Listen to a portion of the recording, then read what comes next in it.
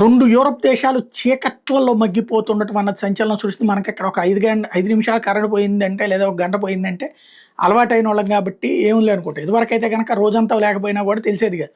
ఇప్పుడైతే 24 గంటలు కరెంట్ వచ్చాక ఒక 5 నిమిషాలు పోగానే ఏంట్రా ఈ ప్రభుత్వం అని మాట్లాడుకుంటాం. బట్ యూరప్ దేశాలు అసలు కరెంట్ కోతే తెలీదు. అట్లాంటి చోట్ల విద్యుత్ సరఫరాకు అంతరాయం, అరవ ప్రదేశాలైనటువంటి స్పెయిన్, పోర్చుగల్‌లో సోమవారం భారీ విద్యుత్ అంతరాయం ఏర్పడింది. ఫ్రాన్స్‌లోని కొన్ని ప్రాంతాల్లో ఈ ప్రభావం కనిపించింది. స్పెయిన్, పోర్చుగల్‌లోని పలు ప్రాంతాలు గంటల పాటు అంధకారంలోకి వెళ్ళిపోయినాయి.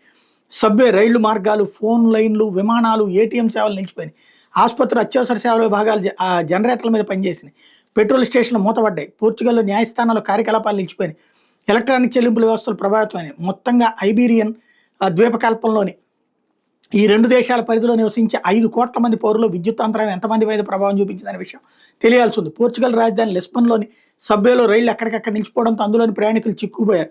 స్పెయిన్ రాజధాని మాద్రిద్లో విద్యుత్ అంతరాయంతో కార్యాలయాల భవనాల నుంచి వందల మంది ఉద్యోగులు బయటకు వచ్చారు. సోమవారం మధ్యాహ్నం 12:15 గంటల సమయంలో దేశంలోని జాతీయ విద్యుత్ గ్రిడ్ విఫలమైనట్టు స్పెయిన్ జాతీయ రైల్వే కంపెనీ రెన్పే చెప్పింది. విద్యుత్ పునరుద్ధరణ పనులు 2 దేశాల్లోనూ యుద్ధ ప్రాతిపదికన కొనసాగుతున్నాయి.